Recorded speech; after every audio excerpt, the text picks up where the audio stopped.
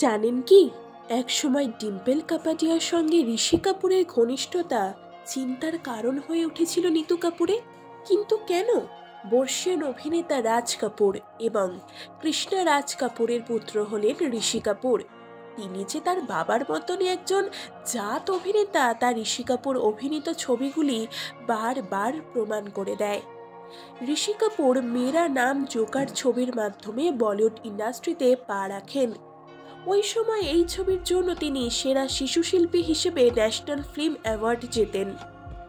ঋষি কাপুর নিজের chocolate boy ইমেজের জন্য তার জমানার অন্যতম রোম্যান্টিক হিরো হয়ে উঠেছিলেন। তার মহিলা ভক্তের সংখ্যা ছিল অগুন্তি। এমনকি ওই সময় মহিলারা ঋষি কাপুরের জন্য এতটাই পাগল ছিল যে কেউ কেউ নিজের রক্ত দিয়ে পর্যন্ত প্রেমপত্র লিখে পাঠাতেন তাকে। তবে সকল মহিলা অনুরাগীদের মন ভেঙে যায় যখন অভিনেতা তার ভালোবাসার মানুষ নিতু কাপুরকে বিয়ে করেন। খেল খেলমে ছবির শুটিং চলাকালীন একে অপরের প্রেমে পড়েছিলেন তারা। এরপর বেশ কিছু সময় ধরে ডেট করেছিলেন তারা। অবশেষে 1980 সালের 22 জানুয়ারি গাঁটছড়া বাঁধেন নিতু কাপুর এবং ঋষি কাপুর।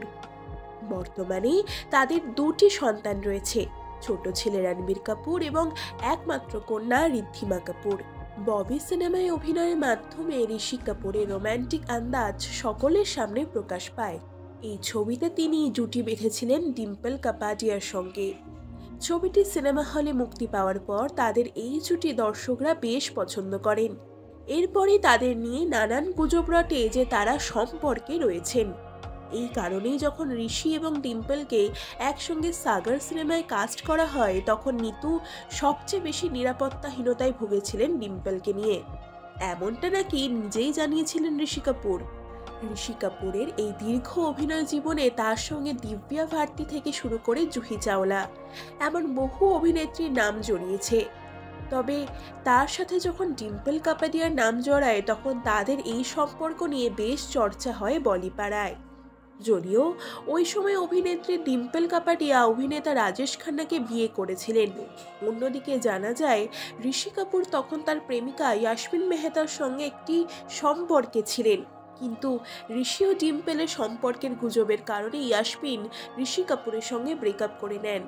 এরপর তিনি বিয়ে করেন নিতু কাপুরকে।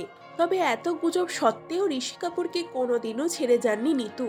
40 বছরের বেশি সময় ধরে একসঙ্গে সংসার করেছেন এই দম্পতি।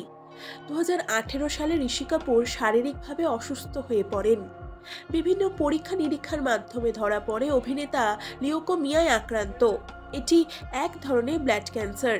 চিকিৎসার জন্য তিনি পাড়ি দিয়েছিলেন নিউ ইয়র্কে।